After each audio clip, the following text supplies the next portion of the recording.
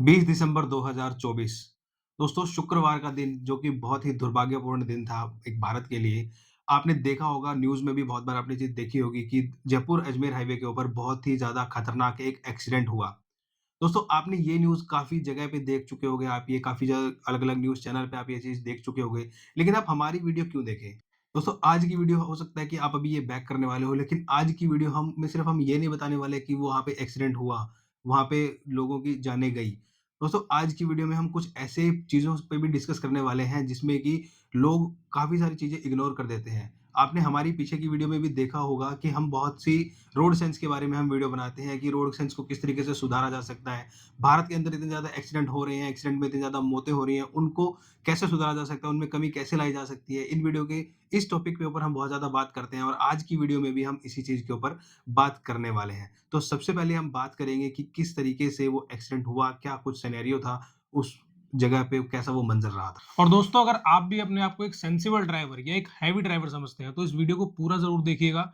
और साथ ही साथ अगर आप हमारी इस मुहिम को सपोर्ट करना चाहते हैं, आप अपने इंडिया के अंदर रोड सेफ्टी को इंप्रूव करना चाहते हैं, तो इस वीडियो को सबसे पहले एक लाइक कर दीजिए और साथ ही साथ पूरी वीडियो देखने के बाद इसको शेयर ज़रूर कर देना बाकी सब लोगों के साथ, ताकि सबके अंदर रोड सेंस डेवलप हो और हम अल्टीमेटली इन एक्सीडेंट्स को कम कर सकें। क्योंकि जब तक लोगों के अंदर रोड सेंस नहीं आएगी, कितना भी कुछ भी हो जाए, कितना बड़ा इंसिडेंट भी हो जाए, एक्सीडेंट्स कम नहीं होने वाले हैं जब तक रोड सेंस नहीं बढ़ेगी। क्योंकि इंडिया के अंदर ज़्यादातर लोग आपको पता ही है, ड्राइविंग स्कूल से तो गाड़ी चलाना सीखते नहीं है। बस आगे-पीछे करना सीखा, थोड़ा इधर-उधर अपनी फैमिली में किसी से सीखा और गाड़ी लेके निकल गए रोड पे। कोई रोड साइंस का नहीं पता होता, कोई सेफ्टी रूल्स का नहीं पता होता, कुछ नहीं पता होता। तो हमारी मुहिम है कि हमें रोड सेंस को इंक्रीज़ करना है और साथ ही साथ रोड सेफ्टी को इंडिया के अंदर बढ़ाना है। तो चलिए वीडियो को स्टार्ट करते हैं। स्टार्टिंग में हम बात करते हैं एक्सीडेंट के बारे में। दोस्तों जैसा कि आपने न्यूज़ में भी देखा होगा कि एक्सीडेंट के अंदर जो खबरें आ रही हैं, एक्सीडेंट में लगभग 14 लोगों की जान जा चुकी है और लगभग 40 से ज़्यादा लोग घायल हो चुके हैं, वो भी बहुत ही ज़्यादा बुरे तरीके से। बहुत सारे ऐसे लोग हैं जिनका शरीर जो है 60% से ज़्यादा जल चुका था और जिसकी वज़ह से उनको बहुत ही ज़्यादा दिक्कतों का सामना करना पड़ा। और भी बहुत सारे लोग थे जिनको बहुत ही ज़्यादा अ, शरीर उनके काफ़ी जो हिस्से थे वो जल चुके थे। अगर हम बात करें एक सिनेरियो के बारे में कि किस तरीके से वो पूरा का पूरा एक्सीडेंट हुआ, तो जैसा कि आप वीडियो में भी देख सकते हैं कि एक ट्रक, एक एलपीजी का भरा हुआ ट्रक, जो कि एक यू टर्न पे कट ले रहा था। वो कोई ऐसा यू टर्न नहीं था कि जो कि नॉर्मली अ, बिज़ी ना रहता हो। वो एक ऐसा यू टर्न है जो कि बहुत ही ज़्यादा बिज़ी रहता है। उस यू टर्न पे एक एलपीजी का ट्रक 18 टन एलपीजी लेके यू टर्न ले रहा था, जिस पे कि वो हालाँकि बहुत ही धीरे था। अगर आप वीडियो में भी देखेंगे तो बहुत ही धीरे अपने सही तरीके से वो ड्राइवर जो है यू टर्न ले रहा था। लेकिन दूसरी तरफ से एक सीएनजी ट्रक वाला ड्राइवर आता है, वो डायरेक्टली उस ट्रक के अंदर ठोक देता है। जैसे ही गाड़ी का एक्सीडेंट हुआ, जैसे ही सीएनजी गाड़ी ने एलपीजी गाड़ी के अंदर टक्कर मारी, उसी टाइम पे एलपीजी सिलेंडर या एलपीजी का जो ट्रक था, उसकी नोज़ल जो है फट जाती है। जैसे ही नोज़ल फटती है, उसी time 18 ton LPG gas leakage होने लग जाती है और वो एलपीजी गैस पूरे एरिया के अंदर फैल जाती है आस-पास के। जैसे ही दोस्तों वहाँ पर एक्सीडेंट होता है, उसके साथ ही उसके ट्रक के पीछे एक बस आके रुकती है, जो कि एक स्लीपर बस थी।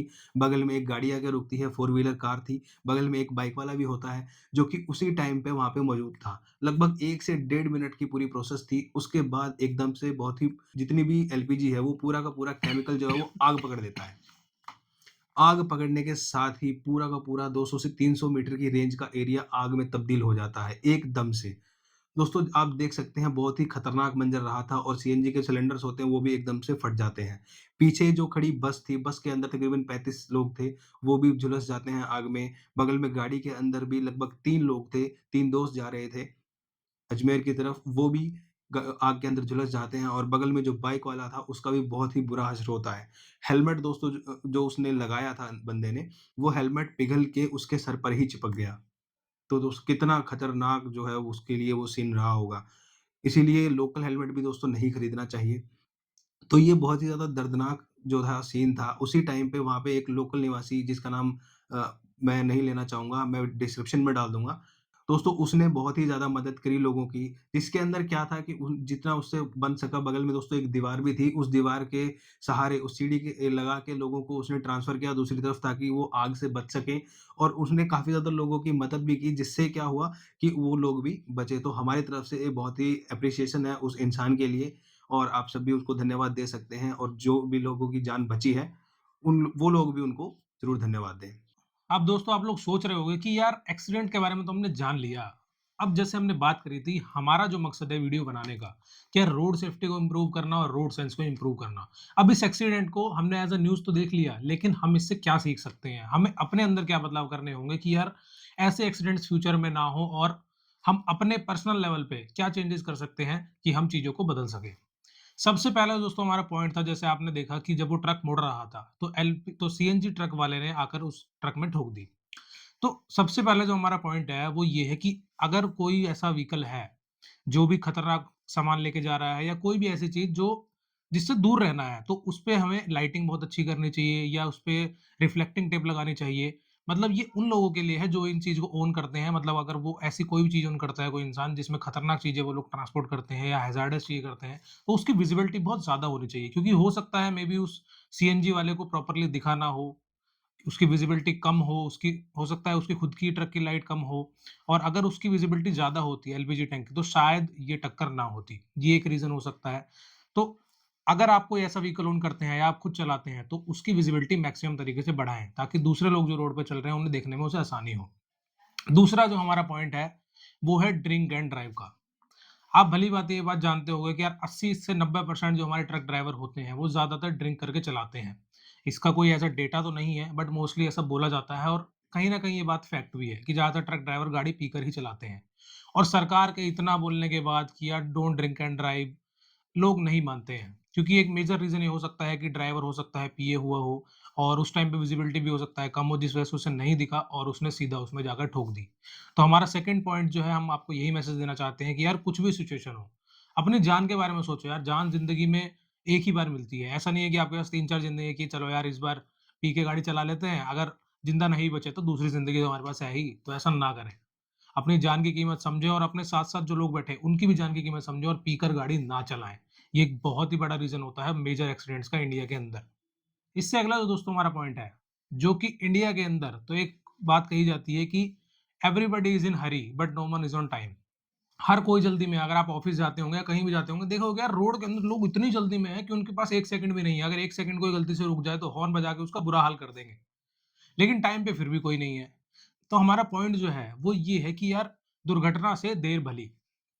अगर आपको दिख रहा है कि यार कोई बड़ा साधन मुड़ रहा है या कोई भी हैज़ार्डस चीज़ मुड़ रही है या आप किसी मोड़ पे पहुँचे जहाँ पे आपको लगता है कि यार हमें रुकना चाहिए, रुकेंगे तो सेफ रहेंगे। लेकिन कई बार हम क्या सोचते हैं कि यार भगा के निकाल लेते हैं, अरे छोड़ यार देखते हैं निकल जाएगी। उस चीज़ को अवॉइड करो और 2 मिनट रुक जाओ। 2 मिनट रुक के अगर आप थोड़ा-सा लेट पहुँच जाओगे तो वो ज़्यादा बेटर है ना कि अपनी जान गँवाने से।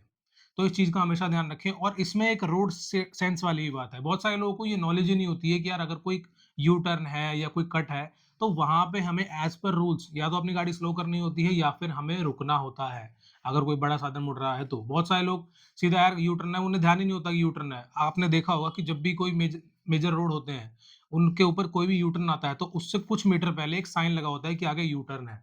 तो इन साइन्स पे ध्यान दें और जब भी आप यू टर्न के पास पहुँचे, तो अपने व्हीकल को स्लो डाउन करें या अगर ज़रूरत है तो उसे रोक लें। तो ये एक मेजर पॉइंट है, जो कि जो कि हमें पता होना चाहिए, जिसकी वजह से भी एक्सीडेंट जो है हमारे कम होंगे।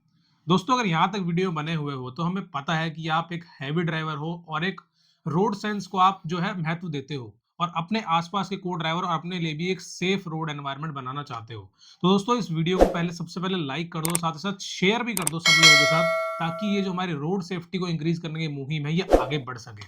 रोड सेफ्टी को ध्यान में रखते हुए आपने बहुत सारे रोड पे आपने स्पीड साइन्स देखे होंगे। हर एक रोड के ऊपर ये स्पीड साइन होता है कि आप इस रोड पे इतनी गति सीमा से ज़्यादा ना चलाएँ, 60 से ज़्यादा ना चलाएँ, 80 से ज़्यादा ना चलाएँ। वो क्यों होते हैं? मैं बहुत दिनों से आपको ये चीज़ बताना चाहता था, लेकिन आज मुझे एक मौका मिला है बताने का। दोस्तों जब भी जिस रोड के ऊपर गति सीमा होती है, स्पीड लिमिट होती है, वो इसलिए नहीं होती है कि गाड़ी लोगों को परेशान किया जाए या लोगों की गाड़ी स्लो चलाने के लिए वो चीज़ की जाती है, नहीं। जब भी किसी रोड के ऊपर स्पीड लिमिट लगाई जाती है, तो उस रोड के ऊपर ट्रैफिक डेंसिटी को देखते हुए वो स्पीड लिमिट लगाई जाती है कि उस रोड के ऊपर डेंसिटी कितनी है, कितने ज़्यादा ट्रैफिक है, कितने ज़्यादा लोग वहाँ पर आते हैं, बाइक वाले कितने हैं, गाड़ियों वाले कितने हैं, ट्रक, बसेस कितनी आ रही है।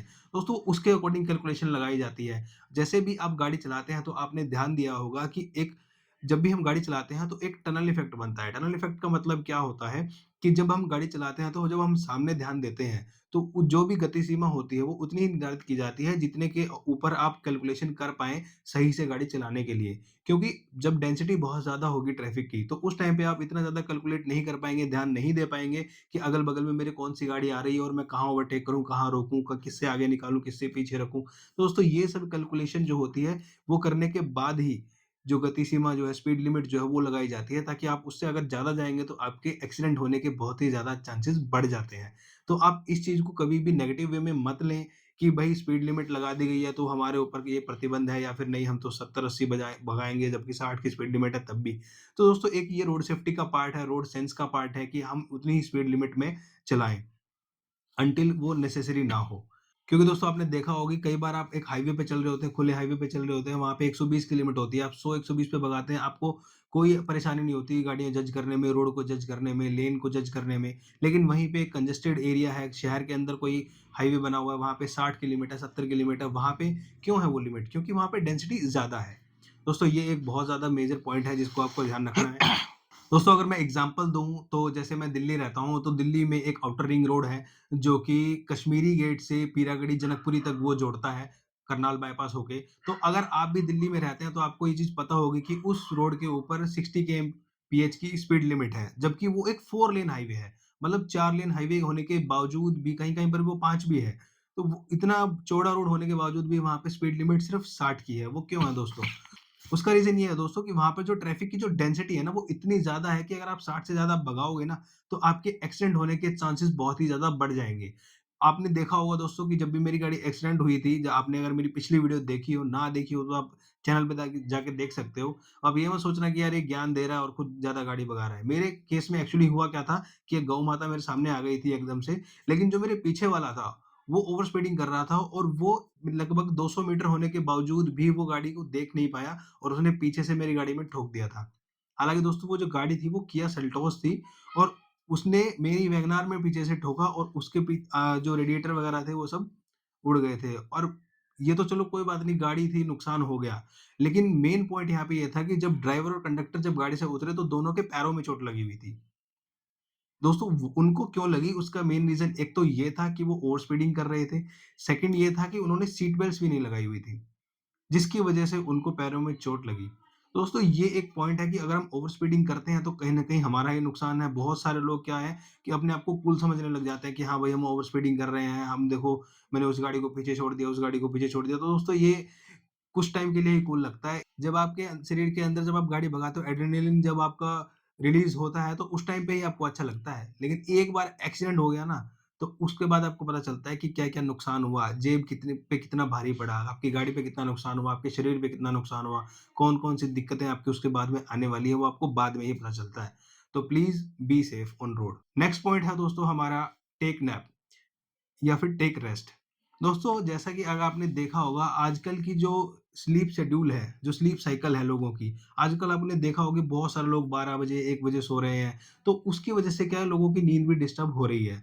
और इसी को देखते हुए आजकल का जो स्लीप का जो पीक टाइमिंग है ना, वो तकरीबन 3 बजे से 6 बजे तक रहता है। मतलब कि 3 बजे से 6 बजे तक का जो टाइम है, उस टाइम पे हर इंसान जो है, इंसान की जो बॉडी है वो डीपेस्ट साइकिल में रहती है, डीपेस्ट स्लीप साइकिल में रहती है। मतलब कि सबसे ज़्यादा गहरी नींद इंसान को उसी टाइम पे आती है।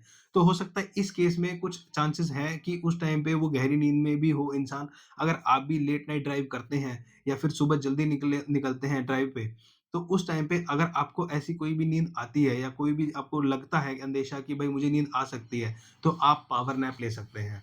गाड़ी को साइड में रोकिए, तकरीबन 10 से 15 मिनट तक बिल्कुल बेझिझक सो जाइए बिना पानी पिए। उस टाइम पे आप अगर थोड़ा-सा रेस्ट करेंगे, नैप लेंगे तो आपको एक बेटर फ़ील होगा और आप अपने जो आगे गाड़ी चलाने वाले हैं, आप आगे ड्राइव करने वाले हैं तो आप उसको बेटर कर सकते हैं। और आप एक नैप लेने के बाद में अपनी आँख को ठंडे पानी से धोइए और उसके बाद आप ड्राइव करिए, आपको काफ़ी ज़्यादा अच्छा रिज़ल्ट मिलेगा। दूसरी चीज़ ये है कि इससे आप तो सेफ रहेंगे ही, आपके साथ-साथ दूसरे लोग भी सेफ रहेंगे। क्योंकि हो सकता है कि आप जल्दी में हो कहीं पे जाने की, आप खुद की चिंता ना करें, लेकिन भाई दूसरों की भी चिंता कर लो। हो सकता है दूसरों को नुकसान हो जाए या दूसरा कोई बंदा जो है वो उस आपकी वज़ह से डैमेज हो जाए, उसको नुकसान हो जाए, तो प्लीज़ ऐसा मत करो और रोड सेंस की हमारी सीरीज़ में हमारा साथ दो। तो दोस्तों ये हमारे सारे पॉइंट्स थे जो आज हम आपको बताना चाहते थे। अगर आपको पॉइंट समझ में नहीं आए हैं तो आप दोबारा से वीडियो को रिवाइंड करके दोबारा से इन पॉइंट्स को समझ सकते हैं। और अगर आप हमारा साथ देना चाहते हैं इस रोड सेफ्टी की मुहिम को आगे बढ़ाने में और आप भी इंटरेस्ट रखते हैं ऑटोमोबाइल रिलेटेड इंटरेस्टिंग कंटेंट में जो कि लॉजिक बेस्ड है, हवाबाजी बेस्ड नहीं, क्योंकि आप लोगों को पता है कि हम दोनों भाई इंजीनियर्स हैं और हम लॉजिक पे ही काम करते हैं। ये नहीं कि आपको कोई भी उल्टी सीधी इन्फॉर्मेशन दे दी। तो चैनल को सब्सक्राइब जरूर करें, साथ ही साथ इस वीडियो को लाइक जरूर कर देना और शेयर कर देना इस वीडियो को सब लोगों के साथ, ताकि हमारा इंडिया एक रोड सेफ कंट्री बन सके। अगर आपको नहीं पता हो तो टॉप 10 जो देश हैं जिनके अंदर एक्सीडेंट्स होते हैं उसमें हमारे इंडिया का भी नाम आता है। तो इसे हमें गिराना है इस लिस्ट से और हमें इस लिस्ट में डालना है जो सेफ रोड एनवायरनमेंट वाले देश हैं। तो इस वीडियो को ज्यादा से ज्यादा शेयर करें। तब तक के लिए मैं मिलूंगा आपसे अगली वीडियो में। Keep accelerating with turbo turbo accelerated. Accelerated.